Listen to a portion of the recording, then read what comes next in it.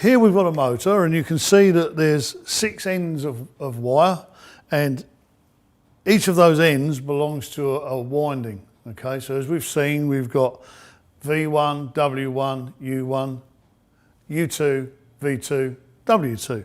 So, but we've no idea which of these two form one complete winding. So of course we need to find out. We also need to check the resistance of the windings is pretty much the same to ensure that the motor is working properly and well balanced. And for that we need to use a low resistance ohm meter.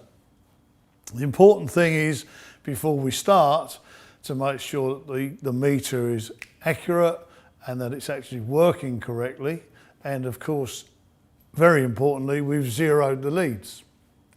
Now, zeroing the leads is something that needs to be taken pretty seriously, because if we look at these crocodile clips, we've got one piece, which is this piece here, which moves, and we've got one piece here, which is connected directly to the lead. Now, if I'm zeroing the leads, what I'm actually doing is measuring the resistance of these leads and the connection of the crocodile clips.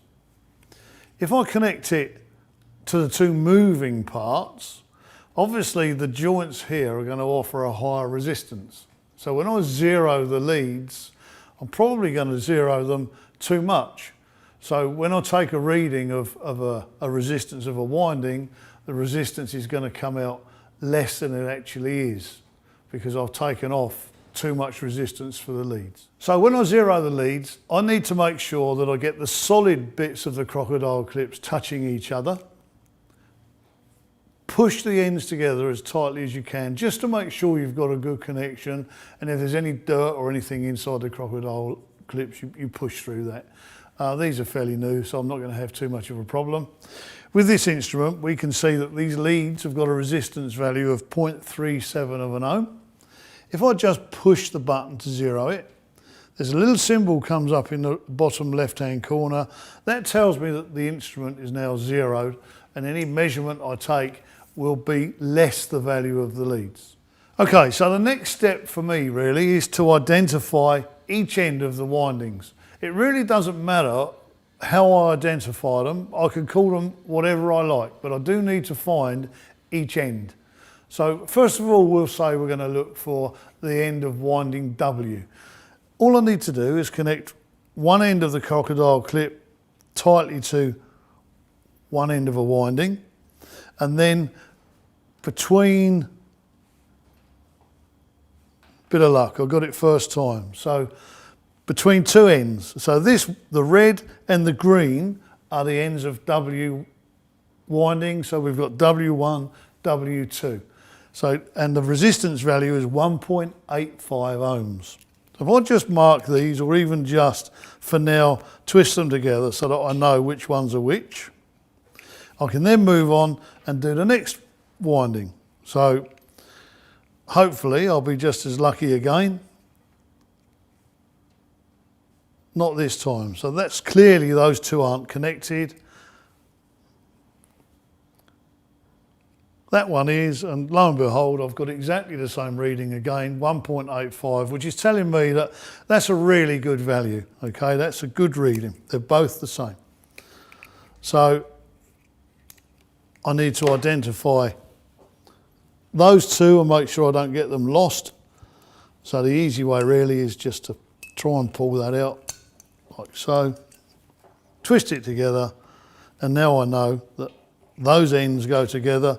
That could be W, that could be U, and now I just need to identify that V is going to be the same resistance. So same process, make sure it's nice and tight, touch it together, 1.85. So this really is a good motor. The resistance of the windings are exactly the same, and I can now proceed to connect it up and know full well that it's going to work perfectly. Now I've connected the motor, just 6 individual terminals to start with, and really what I want to do, just to be absolutely sure that I've not made a mistake, is just check that I've got the correct ends. So on this terminal block, this says W2, this says W1, so we know they should be together. So if I join them together, I should get a read in, and they're together. Now I'll go on to V1 and V2. Again, take a reading, close enough so I know I've got the right winding. Now to U1 and U2. Again, close enough. So I know I've got the right winding. Now what I need to do is connect the motor into star. If I wanted to connect this motor in delta, I would need to run 6 wires up to a motor starter, and inside the motor starter there's contactors that change from delta to star, which we'll look at in another video. If I want to connect a motor into star, all I need to do is find 3 ends of the windings and join them together. In the motor terminal block, that's fairly easy because all I need to do is link either V1, W1, U1 together, or could you even use V2, W2 and U2 together? Whichever way I do it, it really doesn't matter. So this motor now is connected in star, and for that to run, to run properly, all I would need is to connect 3 phases, L1, L2, L3, to those 3 terminals, and it would run perfectly well. The next thing I need to do, of course, to make sure the motor is serviceable, is do an insulation resistance test.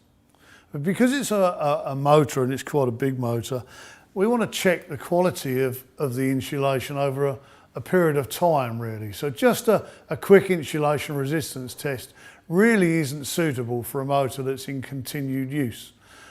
We need to do what's called a polarisation test on the motor, and for that we need to do a test for 1 minute and record the readings, and a test for 10 minutes and record the readings, and then do a small calculation by dividing the readings we got after 1 minute into the readings we got after 10 minutes. So we'll do the test first, and then we'll talk about what the readings represent a little bit later. Okay, so before I start the polarisation test, what I really need to do is just earth all of the windings simply to earth, just to make sure they're completely discharged. Okay, that's very, very important. Once I've done that, I connect the tester like so, connect it to a good earth, push the button,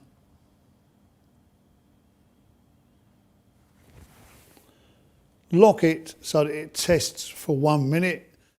So we can see now that that's the reading after 1 minute. We now need to wait a further 10 minutes to see what the reading would be after that. And I'll explain what happens in a moment or two, but first of all, we'll wait our 10 minutes and see what reading we get. The first reading we got was 2.1, and then after 10 minutes, we ended up with a reading of 7.2. What we need to do now is divide the reading that we got after 10 minutes by the reading that we got after 1 minute, and the value needs to come out. Greater than 2 means the motor's serviceable. If it's greater than 3 or even 4 or 5, it means the motor is in excellent condition. The windings, the varnish around the windings, or whatever insulation there is in really good condition. So we'll just do a quick calculation on the board just to find out what the values actually are, and that's our polarisation done. When we carry out a polarisation test, really what we're testing is the insulation. And the reason we need to do it over a period of time is because it takes a while for the insulation molecules to polarise. If we look at this, this would be, say, a winding in a motor when it's at rest with no current flowing through it. We can see that if we pass current into this, it can find paths through here fairly easily. So after 1 minute, the molecules of the insulation would be just randomly placed. So the insulation, it's got lots of paths for the current to flow through. It takes a little bit of time for the molecules to polarise. So that's why we need to do the test for 10 minutes, because after 10 minutes, the molecules will polarise and they're facing in the same direction, and they offer more resistance for the current to pass through. So that's why we need to do the test. When we did the test, the readings we got after 1 minute was 2.1, and after 10 minutes was 7.2.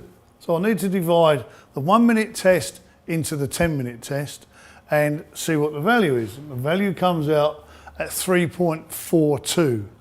Anything above 2, the motor would be okay. Above 3, between 3 and 4, the motor would be in good condition, and anything above 4, the motor would be in excellent condition. And as you can see, this is a good motor, and all of the tests we've done show that to be correct as well.